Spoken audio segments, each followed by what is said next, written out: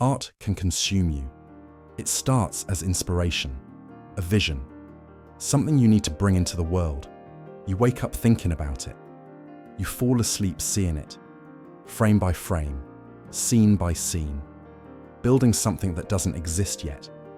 But sometimes, the line blurs between creation and obsession, between telling a story and becoming one. This is about a film that was never finished, a family that disappeared in winter silence, and a question no one can answer with certainty. December 2014, Apple Valley, Minnesota, a suburb south of Minneapolis. Quiet streets, houses with Christmas lights, snow falling, soft and steady. Inside one of those houses, something was ending. A dream, a family, a future, 3 people, gone. And when they were finally found, the scene told a story no one wanted to believe. David Crowley was 29 years old, tall, bearded, intense eyes. He'd served in the army, Iraq, and Afghanistan. He came home changed, the way soldiers often do, quieter, watchful. He wanted to make films, not Hollywood films, not the kind designed to entertain and disappear. He wanted to make something that mattered, something that would wake people up. The film was called Grey State. It was about America's future, dystopian, dark, a surveillance state, martial law, FEMA camps, chips implanted in citizens, the collapse of freedom, conspiracy made manifest, the things David believed were coming, the things he feared. He made a concept trailer, short, powerful, released it online in 2012. It went viral, millions of views, thousands of comments. People were mesmerized. The cinematography was stunning. The message was urgent. The vision was complete. Crowley became a voice in certain circles, libertarian communities, conspiracy forums, Tea Party activists, people who believed the government was hiding something, planning something. He started a fundraising campaign, Indiegogo. He needed money to make the full film. The response was overwhelming. Over $61,000 raised, backers from around the world. Grey State was happening. David wasn't alone in this. He'd married his high school sweetheart, Kamel Crowley, Neja Bar. She was Pakistani-American, beautiful, kind, supportive, raised Muslim. She'd converted to Christianity when they married. She believed in David's vision, stood by him as he worked. Long nights, endless revisions. They had a daughter, Rania, 5 years old. Dark hair, bright smile, a young family, building something together. The house was a split level, tan siding, 2-car garage, nothing remarkable. The kind of place where families live, grow, plan for tomorrow. But by autumn 2014, things were changing. David was behind schedule. The film was taking longer than expected. The money was running out. Pressure mounted. Backers were asking questions. When would they see the finished film? Where was their investment going? Hollywood negotiations had fizzled. Original partners had abandoned the project. His company, Bullet Exchange, went out of business. David started posting less online. His updates grew sparse. Friends noticed changes. He'd grown more isolated, more obsessive about the project. Some conversations felt darker, stranger. The family pulled away from everyone. Parents, siblings, friends, even disconnected their phones. In November, Kamel sent an email to David's sister. Brief, cryptic. Of course there is a reason for the recent silence. We obviously don't get any form of pleasure withholding communication. They were dealing with something, working through something, as a family, alone. But from the outside, the house looked normal. Lights on at night, cars in the driveway, until they weren't. Mid-December, the neighbors started noticing. No activity, no movement, mail piling up, newspapers stacking by the door. The Christmas lights, dark. Days passed, then weeks. Minnesota winter settles heavy. Snow covers everything. Sound dampens. The world goes quiet. Houses seal themselves against the cold. Nobody knocked. Nobody checked. January 17th, 2015, a neighbor called police. Concerned. Hadn't seen the family in over a month. Christmas presents still sat unopened on the front porch. The dog was barking inside. Something felt wrong. Officers arrived that afternoon.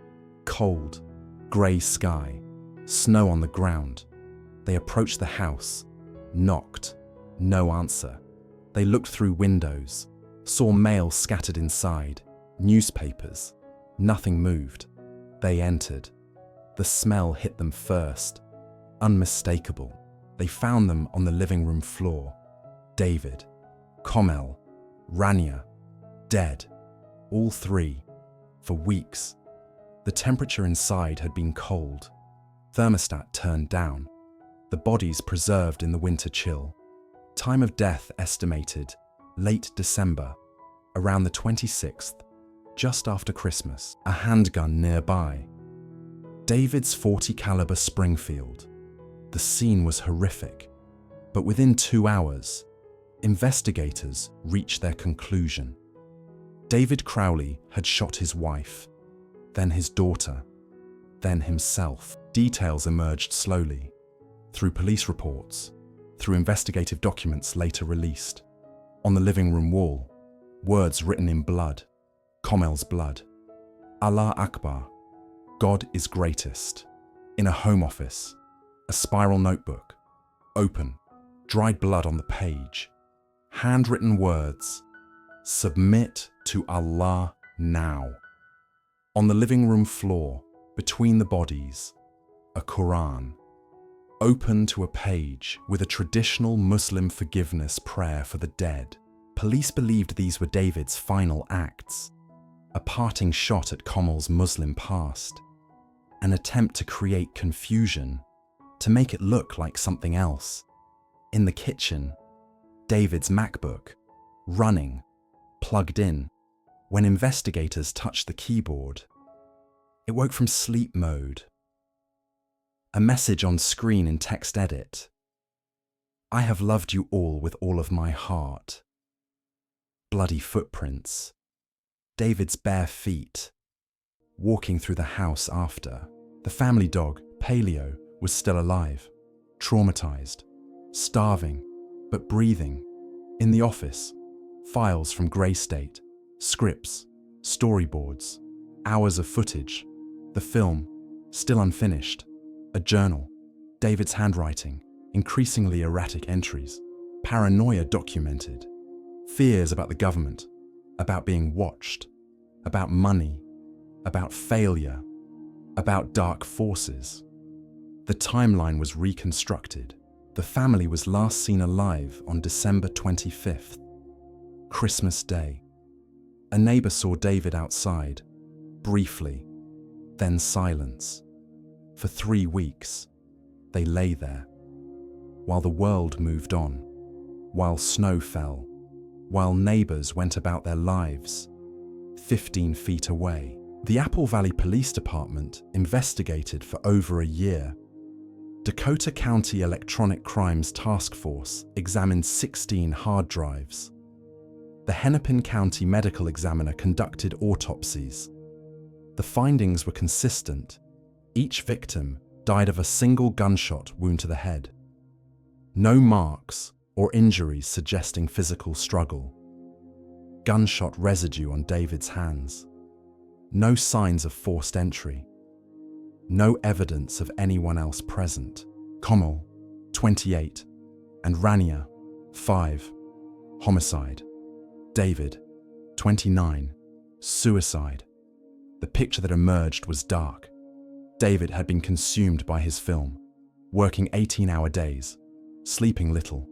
The project that was supposed to make him had broken him instead. Friends who knew him said the man they found wasn't the man they'd known. The optimism was gone, replaced by something else, something desperate. In December, he'd written to a potential producer. The email was exhausted, defeated. The project is now almost completely abandoned by its original backers.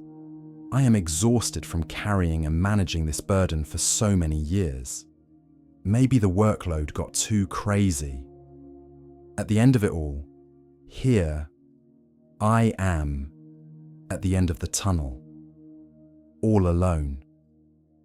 He added, "The fans continue to gather, but they're frustrated and despondent. No one believes anymore. The investigation ended, but the story didn't. For many, the facts only deepened the unease. The evidence explained what happened, but not why. And that question, the why, would outlive every official report." A documentary was made in 2017, A Grey State, directed by Eric Nelson, executive produced by Werner Herzog. David's family gave the filmmaker access to everything: hundreds of hours of home video, thousands of photos, David's journal, the archive of his entire life. What they found was disturbing. In the months before their deaths, David and Komal had begun to believe something was in their house. A supernatural presence. Demons, they said, chasing them for over a year. Home videos show Komal having what she called rapture-like experiences. David comforting her, recording it all. "You said you've come very far to find me," David says to her in one recording. "And Rani and I need to come with you, and there's not much time. Time is not of this world." Their closest friend confirmed it. They literally believed they'd been chased by demons for a year and a half. Those two loved each other so much. There was no convincing them to step outside their reality. The isolation deepened. The paranoia grew. The film consumed everything. And somewhere in that darkness, a decision was made. In October 2015, the Apple Valley Police Department closed the case. Their final report stated, "Throughout this investigation, the AVPD has not discovered any information or evidence that shows anybody but David is the perpetrator of these crimes, including the killing of his wife, child, and himself. Case status: exceptionally cleared." The ruling: murder-suicide. David Crowley, suffering from financial stress, project failure, and deteriorating mental health, killed his family, then himself. For the families left behind, this conclusion brought no comfort, only grief. Komal's family lost a daughter and granddaughter. They were devastated, heartbroken. David's family struggled to reconcile the man they knew with what happened in that house. The Apple Valley police chief spoke about it publicly. What it all adds up to is this was a guy who snapped. To cross that line, to go to that level of violence, and this is domestic violence, make no ifs, ands, or buts about it. He was in a very dark place. He added, "From all accounts, he was consumed with this film and dark topic conspiracy theories about the fall of society." The concept trailer still exists online. You can watch it, see what David was trying to build, the vision that consumed him. It's good, genuinely impressive for an independent filmmaker. You can see why people believed in it, why they gave money, why they waited. But you can also see the weight in it, the darkness, the paranoia, embedded in every frame. The full film was never made. The scripts, the footage, the vision, all trapped on hard drives, forever unfinished, forever potential. Years have passed now. The house on Ramsdell Drive has been lived in by others. Families come and go. Life continues. 3 people are gone. A family, erased in winter silence. We have evidence. We have timelines.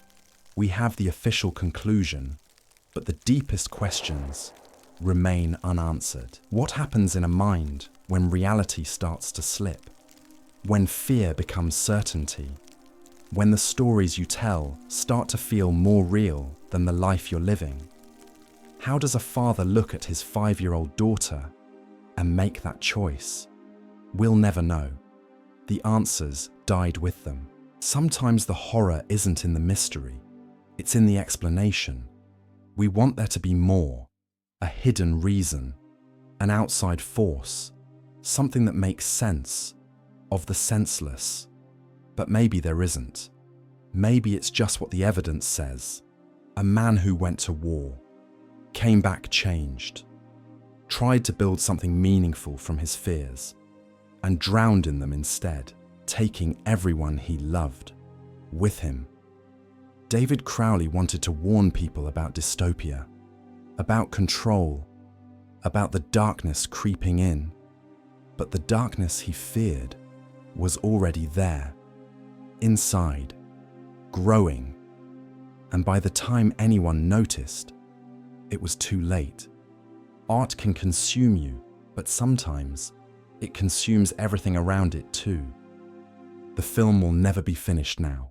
The vision stays trapped in those few minutes of trailer. Forever a preview, forever potential.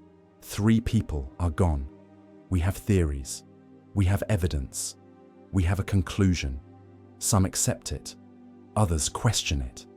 The debate continues online, in forums, in videos, in groups dedicated to demanding answers. But for the families left behind, the debate doesn't matter. What matters is the absence, the empty chairs, the silence where voices used to be. David, Comel, Rania, gone into the Minnesota winter. The snow melted that spring. The house got cleaned. Life moved forward. But the questions remain, not about what happened. The evidence tells us that. The questions are deeper, harder. How do we recognize when someone is drowning? When the line between creation and destruction has already been crossed? And how do we live with knowing we didn't see it coming? Grey State was supposed to be a warning about tomorrow, but tomorrow came, and the warning was never finished.